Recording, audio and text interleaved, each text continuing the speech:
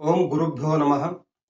ಬಂಧುಗಳೇ, ನಿಮಗೂ ಗೊತ್ತು, ಶ್ರೀಮಂತರ ಸಂಖ್ಯೆ ತುಂಬಾನೇ ಕಡಿಮೆ ಇರುತ್ತೆ.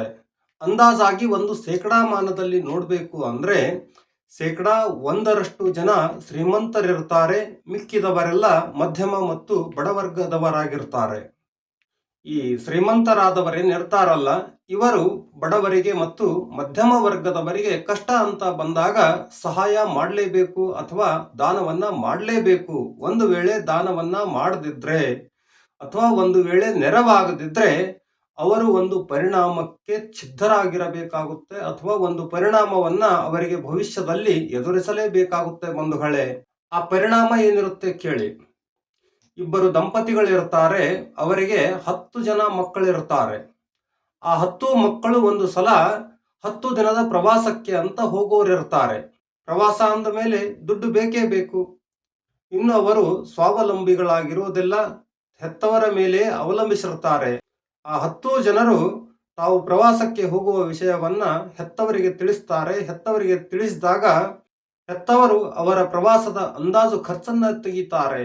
ಆ ಪ್ರವಾಸದ ಖರ್ಚಿರುತ್ತೆ, ತಲಾ ₹1000 ಖರ್ಚಿರುತ್ತೆ ಅಂದಾಜು. ಅವ್ರು ಏನ್ ಮಾಡ್ತಾರೆ ಅಂದ್ರೆ ತಲಾ ₹1000 ಎಲ್ಲ ಮಕ್ಕಳಿಗೂ ಕೊಡ್ತಾರೆ.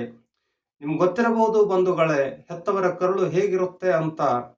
ಅವರು ಮತ್ತೇನ್ ಮಾಡ್ತಾರೆ ಅಂದ್ರೆ ಆ 10 ಜನರಲ್ಲಿಯೇ ಒಬ್ಬನ ಕಡೆಗೆ ಗುಪ್ತವಾಗಿ ಎಕ್ಸ್ಟ್ರಾ ಅಂದ್ರೆ ಹೆಚ್ಚಿಗೆ ಅಂತ ₹10,000 ಕೊಡ್ತಾರೆ.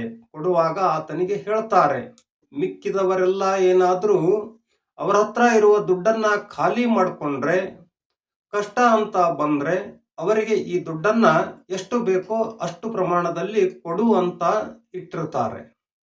ಯಾಕೆ? ಇವನೊಬ್ಬ ಸ್ವಲ್ಪ ಜಾಣ ನೆನೆಸಿರುತ್ತಾನೆ ಮತ್ತು ಹೆತ್ತವರ ಪ್ರೀತಿಯನ್ನ ಹೆಚ್ಚಿಗೆ ಸಂಪಾದನೆ ಮಾಡಿರ್ತಾನೆ. ಇವನ ಮೇಲೆ ಅವರಿಗೆ ಸ್ವಲ್ಪ ವಿಶ್ವಾಸ. ಮುಂದೆ ಎಲ್ಲರೂ ಪ್ರವಾಸಕ್ಕೆ ಹೋಗ್ತಾರೆ. ಹೋದಾಗ ಇತರರಿಗೆ ಅನಾವಶ್ಯಕ ಖರ್ಚು ಮಾಡುವಂತಹ ಒಂದು ರೂಢಿ ಇರುತ್ತೆ. ಆ ಅನಾವಶ್ಯಕ ಖರ್ಚಿನಿಂದಾಗಿ ಕೆಲವರು 4 ದಿನದಲ್ಲಿ, ಕೆಲವರು 5 ದಿನಗಳಲ್ಲಿ ತಮ್ಮಲ್ಲಿರುವ ದುಡ್ಡನ್ನ ಖರ್ಚು ಮಾಡಿಕೊಳ್ತಾರೆ. ಪೂರ್ತಿ ಖಾಲಿಯಾಗ್ತಾರೆ. ಖಾಲಿಯಾಗಿ ಪರಸ್ಪರ ಕೇಳೋಕ್ ಶುರು ಮಾಡ್ತಾರೆ. ಇವನಿಗೂ ಕೇಳ್ತಾರೆ, ಯಾರಿಗೆ ಹೆತ್ತವರು ಕೊಟ್ಟಿದ್ರೋ ಅವನಿಗೂ ಕೂಡ ಕೇಳಿ ನೋಡ್ತಾರೆ. ಆದ್ರೆ ಅವನಲ್ಲಿ ಭಾವ ಏನು ಬಂದಿರುತ್ತೆ ಗೊತ್ತಾ? ಆ ದುಡ್ಡು ನಂದು ಅನ್ನುವಂತ ಭಾವನೆ ಬಂದಿರುತ್ತೆ. ಆತ ಯಾರಿಗೂ ಒಬ್ರಿಗೂ ಕೂಡ ನೆರವಾಗುವುದಿಲ್ಲ ಬಂಧುಗಳೇ. ನೋಡಿ ಎಷ್ಟು ವಿಚಿತ್ರ. ಹೆತ್ತವರು ನೆರವಾಗಲೆಂದೇ ಕೊಟ್ಟಿರುವಂತ ದುಡ್ಡನ್ನ ಆತ ತನ್ನದೆಂದು ಭಾವಿಸ್ತಾ ಇರುತ್ತಾನೆ. ತಾ ಮಾತ್ರ ತನಗೆ ಕೊಟ್ಟಿರೋದನ್ನ ಬಿಟ್ಟು ಅಂದ್ರೆ ಆತನ ₹1000 ಖರ್ಚು ಮಾಡಿ ಮಿಕ್ಕಿದ 10,000 ಮೀಸಲಾತಿ ದುಡ್ಡಲ್ಲೂ ಕೂಡ 2,000 ಖರ್ಚು ಮಾಡಿ ಬರ್ತಾನೆ ವಿನಃ ಉಳಿದವರಿಗೆ ಅದರಲ್ಲಿ ಒಂದು ಪೈಸಾನು ಕೊಡೋದಿಲ್ಲ. ಹಾಗೋ ಹೀಗೋ ಮಾಡಿ ಕಷ್ಟ ಅನುಭವಿಸ್ತಾ ಮಿಕ್ಕಿದವರು ಪ್ರವಾಸ ಪೂರ್ತಿ ಮಾಡಿ ಮನೆಗೆ ಬರ್ತಾರೆ. ಬಂದ ಮೇಲೆ ಹೆತ್ತವರಿಗೆ ವಿಷಯ ತಿಳಿಸ್ತಾರೆ. ಹೆತ್ತವರು ಕೇಳ್ತಾರೆ ಪ್ರವಾಸ ಹೇಗಾಯ್ತು ಅಂತ. ಇವರೆಲ್ಲ ತಮ್ಮ ಅನುಭವವನ್ನ ಹೇಳ್ತಾರೆ. ನೀವು ಕೊಟ್ಟ ದುಡ್ಡು ದಾರಿಯಲ್ಲೇ ಖರ್ಚಾಯ್ತು, ಹಾಗೆ ಹೀಗೆ, ಅಷ್ಟು ಕಷ್ಟ ಅನುಭವಿಸಿದ್ವಿ, ಇಷ್ಟು ಕಷ್ಟ ಅನುಭವಿಸಿದ್ವಿ ಅಂತ ಹೇಳ್ತಾರೆ. ಮತ್ತೆ ಅವನ ಹತ್ರ ದುಡ್ಡಿತ್ತಲ್ಲ, ಕೇಳಿ ತಗೊಳ್ಬೇಕು ಅಂತ ಹೆತ್ತವರು ಕೇಳ್ತಾರೆ. ಕೇಳಿದ್ವಿ, ಆದ್ರೂ ಆತ ಕೊಟ್ಟಿಲ್ಲ ಅಂತ ಮಿಕ್ಕಿದವರೆಲ್ಲ ಹೇಳ್ತಾರೆ. ಆಗ ಹೆತ್ತವರಿಗೆ ತುಂಬಾ ನೋವಾಗುತ್ತೆ. ನಾವು ತಪ್ಪಾದ ವ್ಯಕ್ತಿಯ ಮೇಲೆ ವಿಶ್ವಾಸ ಇಟ್ವಿ ಅನ್ನೋ ಪಶ್ಚಾತ್ತಾಪ ಆಗುತ್ತೆ. ಮುಂದೇನಾಗುತ್ತೆ ಕೇಳಿ ಬಂಧುಗಳೇ. 1-2-3 ವರ್ಷಗಳ ನಂತರ ಮತ್ತೆ ಆ ಮಕ್ಕಳೆಲ್ಲ ಪ್ರವಾಸಕ್ಕೆ ಹೋಗೋಕ್ ತಯಾರಾಗ್ತಾರೆ. ಈ ಸಲ ದುಡ್ಡು ಕೊಡ್ತಾರಾ ಹೇಳಿ ಹೆತ್ತವರು?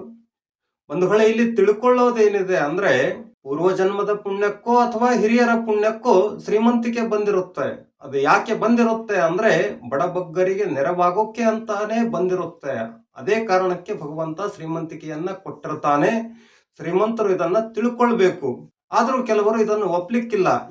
ಯಾಕೆ ಅಂದ್ರೆ ಪುನರ್ಜನ್ಮವನ್ನ ಅವರು ಒಪ್ಪುವುದಿಲ್ಲ. ಯಾರು ಪುನರ್ಜನ್ಮವನ್ನ ಒಪ್ಪುತ್ತಾರೋ ಅವರು ಈ ಸಂಗತಿಯನ್ನ ನೆನಪಲ್ಲಿಡಬೇಕು ಅಂತ ನಾನು ಕೇಳ್ಕೊಳ್ತೀನಿ. ಧನ್ಯವಾದಗಳು.